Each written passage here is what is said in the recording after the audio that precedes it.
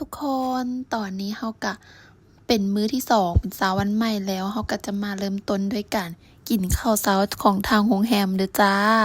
เพราะว่ากิจกรรมในมื้อนี้ของเฮาน่ะมันแน่นเหลือเกินแล้วก็มันแบบต้องใช้พลังงานอย่างสูงเด้อจ้าอันนี้เป็นเกี๊ยวแล้วก็เป็นแป้งแบบสไตล์เวียดนามแบบเอาไปทอดหรืออีหยังจังได๋แล้วก็บ่แน่ใจเนาะใส่หมักหุ่งพร้อมพวกเฮาก็จะกิน2อย่างนี้เนาะเดี๋ยวพวกเฮากินแล้วพวกเฮาก็จะรอๆแหละแถวโรงแรมจะไปแบบคาเฟ่ในเครือเดียวกันของโรงแรมนี่แหละแล้วหลังจากนั้นก็จะพาไปขึ้นกระเช้าจ้าหลังจากที่กินข้าวเช้าแล้วเรียบร้อยแล้วจะพาทุกคนมาถ่ายรูปถ่ายวิดีโอลิ่นกันก่อนจ้ามุมนี้ก็เป็นมุมที่แบบพ็อปปูล่าที่ไผๆมาก็ต้องมาแบบมายืนถ่ายรูปทำคอนเทนต์ก็ว่าไปเป็นมุมที่แบบวิวค่อนข้างจะงามเนาะเฮาก็แบบกับรุ่นเอื้อยก็เลยพากันมาแบบถ่ายวิดีโอถ่ายรูปถ่ายคอนเทนต์ให้เต็มที่ก่อนที่จะออกเดินทางเนาะทุกคนเนาะแล้วเดี๋ยวเราจะพาทุกคนมาเบิ่งอันนี้หน้าต่างมองนี่แหละก็คือแบบเลิศทุกคนในความรู้สึกของรัฐก็คือฟีลแบบยุโรปอีหยังอิตาลีประมาณเนี้ยรัฐก็บ่เคยไปดอกแต่ก็แบบให้สมมุติเอางามได้ทุกคนเห็นบ่วิวมองนี่ก็คือวิวที่แบบไกลโรงแรมเฮาที่สุดเลยเห็นบ่ตึกสีเหลืองๆซ้ายมือก็คือโรงแรมที่รัฐพักอยู่เด้อมาหลังจากที่ถ่ายรูปถ่ายวิดีโอกันแล้วเรียบร้อยรัฐก็จะพาทุกคนมาคาเฟ่เนาะคาเฟ่นี่ก็เป็นคาเฟ่ที่เป็นเจ้าของเดียวกันกับโรงแรมที่พวกเฮาไปพักอยู่นี่แหละชื่อว่า Lotus Home Cafe เดี๋ยวเราจะสั่งเป็นพวกอันนี้คือช็อกโกแลตเอกเนาะรัฐสั่งเป็นเมนูนี้หวานละมุนดีทุกคนส่วนรุ่นเอื้อยของรัฐกะสั่งเป็นมัทฉะอีหยังจักอย่างนี่แหละบ่จื้อเนาะพวกเฮา2คนก็จะใช้เวลาอยู่นี่จักเล็กน้อยแล้วหลังจากนั้นเฮาก็จะย่างไปสเตชันที่ให้ขึ้นกระเช้าทุกคนเฮาเบิ่งในแมปแล้วมันบ่ค่อยไกลประมาณโลนึงรัฐก็เลยว่าโอเคย่างไปก็ได้ที่แรกก็ว่าจะพากันแบบรถกอล์ฟมาแหละไปนั่งไปแต่แบบเห็นในแมปแล้วก็พอย่างได้อยู่ต่างแบบว่าชมวิวถ่ายรูปถ่ายวิดีโอเลยเริ่มสตาร์ทกันออกย่างแล้วลุ้นเอื้อยเฮาก็แบบย่างนำหน้าแล้วเนาะลัดก็ย่างทางหลังเพราะว่าลัดอยากถ่ายวิวถ่ายวิดีโออย่างที่เฮาได้บอกแล้วนะทุกคนนะว่าบ่อนที่พวกเฮาอยู่ก็คือเป็นโซนไต้เป็นเขตของ Sunset Town ที่ว่าลงทุนโดย Sun Group เนาะพวกขึ้นกระเช้าต่างๆก็จะอยู่เขตนี้แล้วก็เขตนี้ก็จะบ่น่าเบื่อเนาะมันจะมีแบบตึกหลายๆมีร้านอาหารหลากหลายก็ถือว่าพวกเฮาตัดสินใจถูกแล้วที่อยู่โซนไต้เป็นตึกเนี่ยจะเป็นสไตล์แบบยุโรปเป็นสไตล์อิตาลีแต่ว่าคนก็จะบ่ได้อยู่เต็มเหมือนสร้างแบบว่าเป็นตึกมาไว้ซื่อๆนะบางคนที่มาก็จะบอกมันปลอมมันดูฮ้างมันดูแบบคนบ่อยู่เยอะแต่สำหรับรัฐส่วนตัวรัฐมักแบบนี้มันพอดีเลยมันบ่แบบวุ่นวายเกินไปพอดีอยู่ว้าวแล้วเฮาก็มาฮอดสถานที่ที่เฮาจะมาขึ้นกระเช้าแล้วทุกคนมื้อนี้ก็คือแบบอยากบอกว่าแดดค่อนข้างจะร้อนเนาะสภาพอากาศอยู่ฟุกุโอกะก็บ่ต่างหยังกับสภาพอากาศอยู่กรุงเทพเลยร้อนๆคือกันนั่นแหละทุกคนเดี๋ยวเราจะพาทุกคนไปขึ้นกระเช้ากันอยากบอกว่ากระเช้าอยู่ซันเซ็ตทาวน์เนี่ยเป็นกระเช้าที่ยาวที่สุดในโลกเด้อทุกคนลัดไปหาข้อมูลมาขึ้นก็จะขึ้นได้อยู่กระเช้านึงประมาณ30คนนี่แหละตอนนี้ลัดก็ขึ้นมาแล้ววิวก็คือว่างามอันนี้เป็นครั้งแรกที่รัดได้ขึ้นกระเช้าตั้งแต่เกิดมาก็คือโบเคยขึ้นกระเช้าจักเทื่อทุกคนเอ้ยความรู้สึกตอนขึ้นทำอิฐนี่ก็แบบรู้สึกแบบตื่นเต้นนะทุกคนย้านแบบกลัวความซอกความสูงแต่ที่จริงก็บ่ได้เป็นตาย้านปานนั้นขึ้นกระเช้าประมาณ20นาทีหรือ20กว่านี่แหละรัดก็บ่ได้เบิ่งเวลาเนาะก็ฮอดแล้วเรียบร้อยเกาะฝั่งนี้จะเป็นสวนน้ำเด้อตอนย่างเข้ามาก็คือย่างปนเปกันกับทัวร์จีนทุกคนตั้งแต่นั่งในกระเช้าแล้วนะก็คือว่านั่งป่นกันกับคนจีนช่ำลัดกับบ่ฮู้นะบ่คิดว่าแบบคนจีนก็จะมักมาเที่ยวเวียดนามขนาดนี้หลายแฮงทุกคนในสวนน้ำนี่ก็จะมีแบบเครื่องเล่นหลากหลายบ่จะเป็นเครื่องแบบเครื่องเล่นวาดเสียวก็มีอีหยังก็มีต่างๆหลายอย่างแฮงทุกคนแต่ว่าพวกเฮานะบ่ได้เตรียมเสื้อผ้ามาเล่นน้ำก็เลยว่าพากันสิย่างไป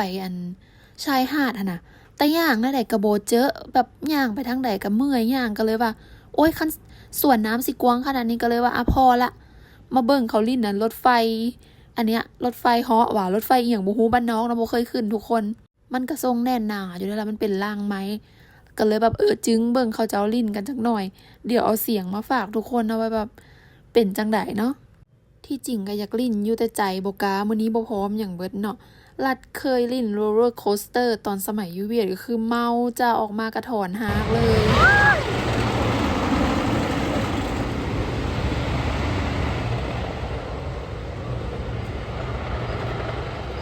ยืนเบิ่งเขาเจ้าลิ้นหน่อยนึงแล้วพวกเฮาก็ย่างเลาะๆแหละๆทุกคน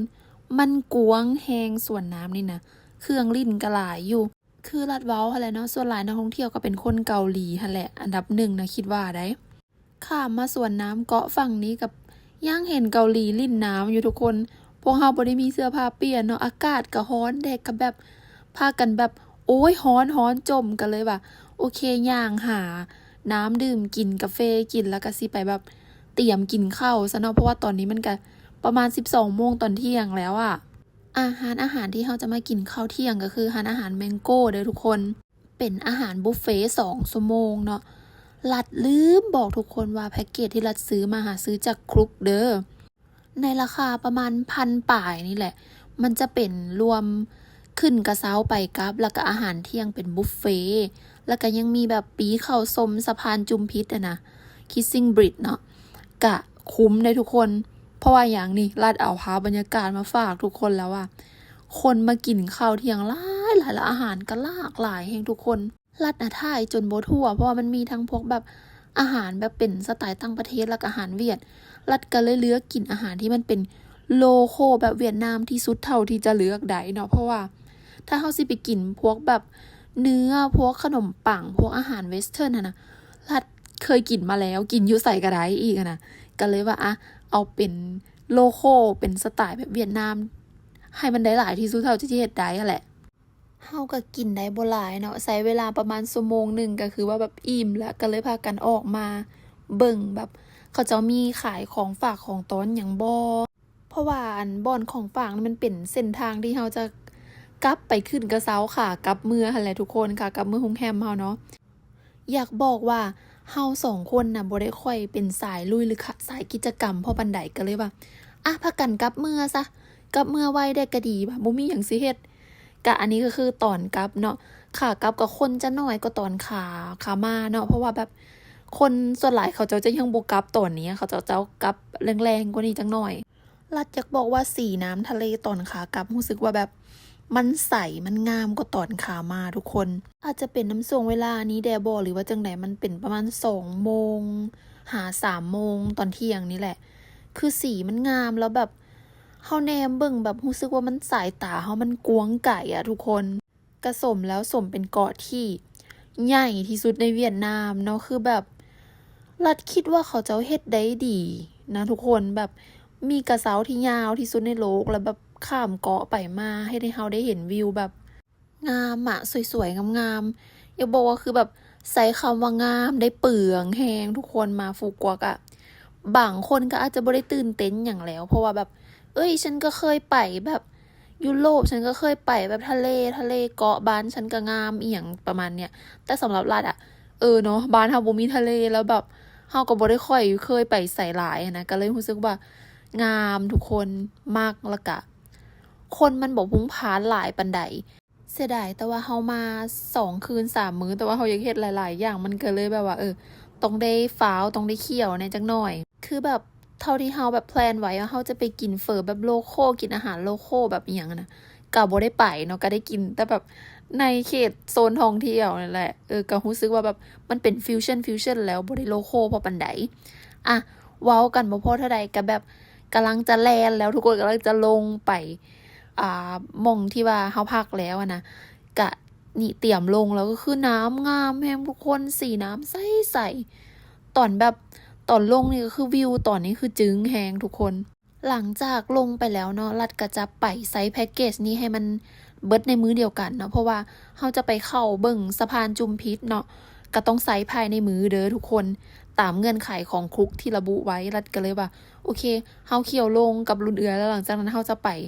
เข้าสะพานจุมพิษกันหลังจากเข้าสะพานจุมพิษแล้วยังบ่พอทุกคนเฮาจะต้องขี่รถจากโซนที่เฮาอยู่โซนไต้ไปโซนเหนือเป็นโซนแกรนด์เวิร์อีกคือแบบมื้อนี้กิจกรรมคือแน่นเนี่ยสะพานเนี่ยเฮาจะเข้าไปเนาะทุกคน ช่วงนี้ก็คือแบบเวลานี้คืออากาศร้อนแฮงบ่ค่อยมีไผออกมาย่างเพราะปานใดเขาเจ้าก็จะอยู่ในร่มแต่ว่าเรา2คนแตกต่างจ้าเพราะว่าเราต้องทำเวลาได้จักหน่อยเนาะเวลาเราจำกัดกะย่างเข้ามาก็มีความร้อนแต่ว่ายังอยู่ในระดับที่อยู่ได้อะทุกคนฟีลแบบร้อนคือกันกับอยู่กรุงเทพเลยแต่ว่ากะอาจจะร้อนบ่เท่าอาจจะแบบรองลงมานิดนึงประมาณเนี้ยคือเข้ามาในเนี่ยเฮาบ่ได้ย่างไกลเด้อทุกคนเฮาจะอยู่แถวๆนี้แหละเบิ่งวิวของซันเซ็ตทาวน์ประมาณนี้เบิ่งวิวตึกแค่นั้นแล้วหลังจากนั้นเฮาก็จะไปแกรนด์เวิลด์หรือว่าโซนเหนือกันก็เลยว่าบ่ย่างต่อไปฮอดกลางของสะพานแล้วจะอยู่แถวๆนี้แหละแถบๆนี้แหละเพราะว่าเมื่อยแล้วก็ร้อนเนาะเนี่ยหยุดอยู่นี่พอทุกคนเอาวิวมาฝากทุกคนเด้อหลังจากนั้นเฮาก็จะไปแกรนด์เวิลด์ในวิดีโอต่อไปแล้วเจอกันวิดีโอต่อไปเด้อบ๊ายบาย